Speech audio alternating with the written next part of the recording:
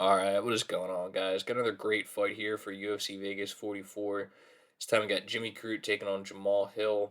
Hill's gonna have a 5-inch reach advantage. He's 2 inches taller, so I will start with Jamal Hill. So coming off a gruesome arm injury against Paul Craig, he still managed to throw a couple strikes after his arm got basically snapped. At least that's what it looked like, but uh, I don't think he broke his arm if I remember correctly. I don't remember exactly what the injury was, but I remember reading on Twitter that I don't think it was as bad as it initially looked, but it looked gruesome, man. Like when I went back and watched that one for tape study, I just like got up to the point where I knew that he was toast, and I just didn't even watch. I just didn't need to see his like noodle arm.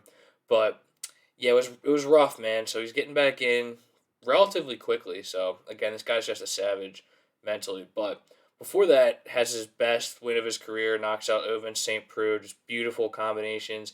He goes to the body a lot too. He's like he keeps his hands kind of low, wide stance, like kickboxing frame, switches stance as well. And he'll come over the top with like a cross to the body, basically. He manages range very well, and he lands that shot a lot. And he'll follow it up with combinations to the head, but he really had the hand speed going in that one, and he just blitzed St. Preux basically towards the end of the second and ended up knocking him out. He was basically out on his feet, but it was just a beautiful combination, and it shows that Hill's hand speed is elite for this division. He's got some of the faster hands for this division, and the range management plus power plus hand speed makes him one of the more dangerous strikers in the whole division for sure. Knocks out Clitson and Abreu before that Oven St. Preux fight, though, and he smoked weed, so they ruled it a no contest. But it was a flush knockout, dominant performance against the guy who I thought was going to be pretty good, Clitson Abreu. He didn't really pan out, but it was just, it was a good win to springboard Jamal Hill's name. And he beat Darko Stosic by decision in his UFC debut, which is a relevant fight to watch for this one, I think, because Jimmy Crute's a lot better than Darko Stosic, and he does more on the feet.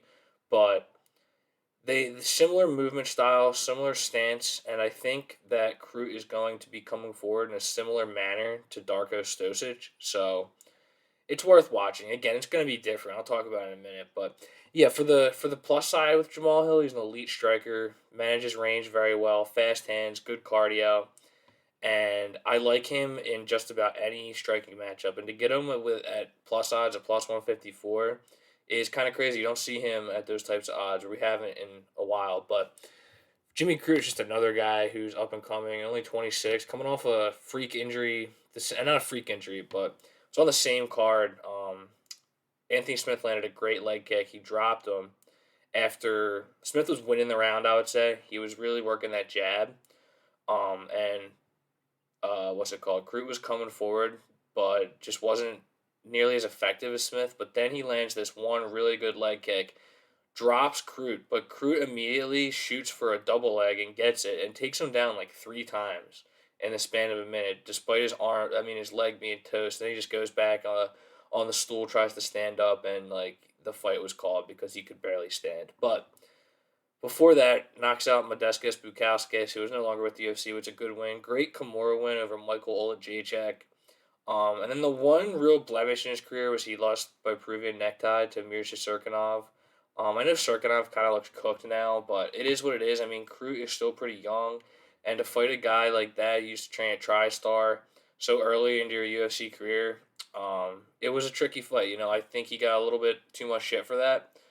Crute did, and there was some good value on him in a couple of these fights. But yeah, it's been very, very impressive for Jimmy Crute. The best win for him, I would say, is probably the Paul Craig win. Feels like Paul Craig's fought the whole division, but got a Kimura last minute, right at the end of the third round, and it was a fight that I think he was about to win, but a lot of scrambles. Two very, very good BJJ guys for the division, maybe the two best, and just a lot of scrambles. And Crute just showed how strong he is on the ground in that fight. He's very strong, and I think he's definitely going to have an easy time taking down Jamal Hill if he wants to go that route, which is basically how this fight is going to play out. Is Jimmy Crute going to be able to get the takedown? And like I said, you go back and watch the Darko Stosic fight. I think it's relevant because he moves forward the same way, but he was able to get in range. I mean, Darko Stoj was just a punching bag in that fight. Jamahal Hill just banks the first 2 rounds easily.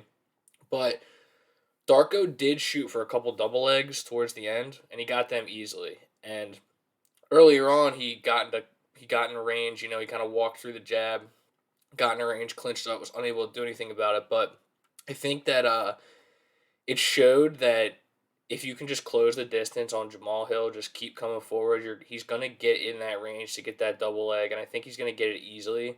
And then I think he's gonna be able to hold him there, maybe submit him once he gets him to the ground because Jimmy Crute again, his wrestling is just so strong for the division that I can't not like him in this spot. I think if you look at how easily he took down Anthony Smith, you look at how easily he took down Paul Craig a couple times. Look at some of the reversals in that Paul Craig fight. Like Jimmy Crute's grappling is as good as it gets, and he's got heavy wrestling too. So it's just a tricky matchup for Jamahal Hill. But again, I gave it a long look because at plus 154, you don't see Jamahal Hill at that type of price. And if he's going to win, it's probably going to be by knockout, which could easily happen. He's got very accurate strikes, manages range well. He's going to have the reach advantage.